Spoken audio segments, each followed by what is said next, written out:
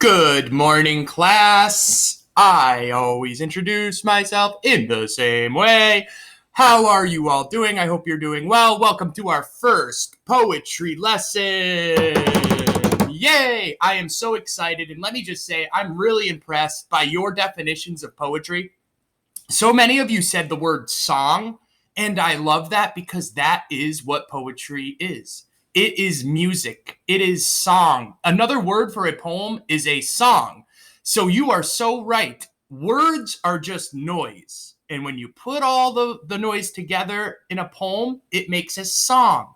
So think of it that way. Every word is noise, and put them together, you make music. Poetry is music.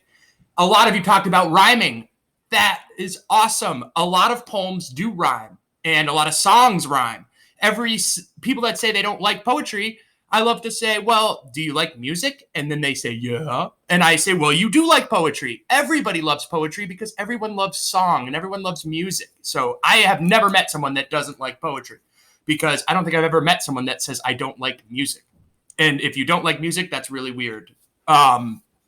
Today we are going to do an acrostic poem. An acrostic poem is a type of poetry, and this is where you spell out a word and make a capital letter, something that is important to you. And I spelled Kirby, and we all know Kirby. He is a special cat. He is my pet. He is very important to me. You could spell out a name. I also shared with you Mrs. Vigiano's acrostic poem of the word summer. She did such a great job. It's an awesome poem. Just another example you can go off of. So you spell out something important to you, something that you want to write a poem about. It can be anything, just something that calls to you. Rule number one of poetry: there are no rules. It doesn't have to rhyme. It doesn't have to be, poetry can be anything. So really listen to your heart. Don't think of it like normal writing. So I like to start with acrostic poetry because it's a good way to try to forget about our normal sentence structure and our punctuation, because poems don't always have to flow like normal writing. So it's really hard to get students past that. But at this young of an age, I love teaching poetry because they're able to come up with so many great ideas. And I've noticed older students have more trouble with poetry. Younger students are like, they accept it and they say, oh, no rules. I can do all sorts of stuff. And that's really what you have to do. So it takes a lot of practice, and you'll see what I mean in a second. Now, Kirby, the first letter is a K. So you have to come up with something that starts with a K. And I'm going to start with the word kitty. Why am I putting that word? Well, Kirby is a kitty cat. So my first line of my poem is just one word. Mr. K, how can a line just be one word? Well, it can be, because guess what rule number one of poetry is? There are no rules. I can do whatever I want. Do I need periods? No. Punctuation doesn't matter. I would make every letter capital.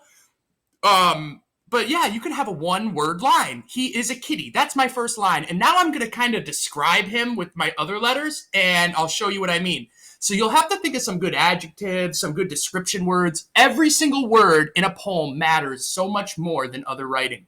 So you may have to sit there and think just for one word, because there's a lot less words in poetry, although you can have really long poems, but we aren't going to do epic poems. So every single word matters a lot. Kitty is my first line, and now I'm done.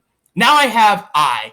You'll notice vowels are really tough, and sometimes if you need to change the letter here and start the line with a different letter, you can do that, and I've seen that. I'm going to try not to, but you'll struggle sometimes with vowels and coming up with words for the vowel letters especially, or letters like K are hard too. Certain letters might be tougher.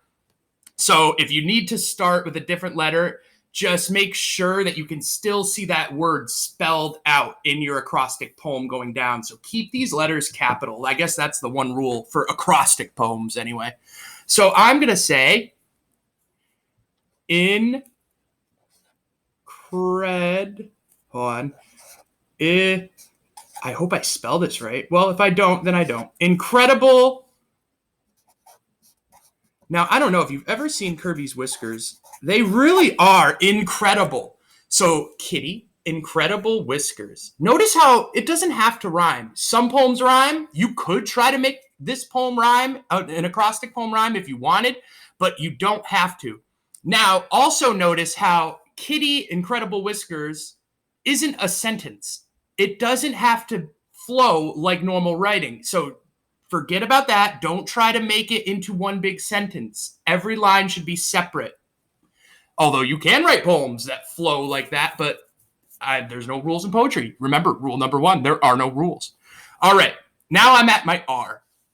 And also, he does have incredible whiskers and a really long tail.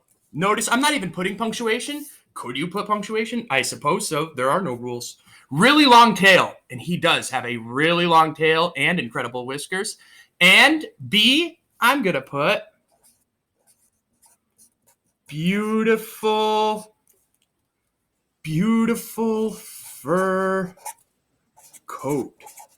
Because we know Kirby has a beautiful fur coat that is shedding everywhere, that I vacuum constantly. So right now, I'm going to reread it. Kitty, incredible whiskers, really long tail, beautiful fur coat. And now I'm at my Y. That's another tough letter.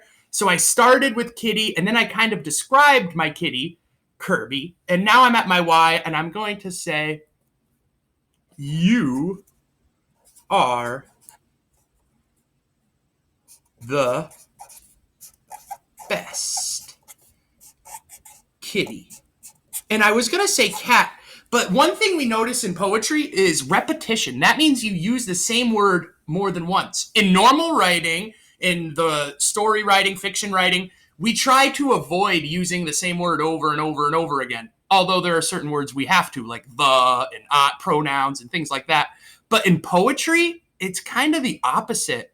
We use words over and over again because it makes a point. So I'm just going to use the word kitty again because I start my poem with kitty and then I end my poem with kitty. So let's just reread my poem. Kirby, we see that going down. That's our acrostic poem. Kitty, incredible whiskers, really long tail, beautiful fur coat. You are the best kitty. And there's my acrostic poem. So this isn't my favorite type of poetry, but it's a great way to practice this new type of writing where it's not all flowing together. We're not worried about punctuation. We can really do whatever we want with it. And I used a little bit of repetition. I put all capital letters so it stands out so you can see. You could even title the poem. My title would probably be My Pet Cat. There's my title, My Pet Cat. I'll share some more writing sheets with you if you need them, or just write it on a piece of paper, a blank piece of paper. I would write out your word first, then brainstorm what you want to do before you start writing, and then go ahead. If you want to change some things, that's great. Look at Mrs. Vigiano's example. I can't wait to see your acrostic poems. Post them to your portfolio, and have a fun time writing poems. Ugh, that was a bad way to end it. Have a great day. That's better.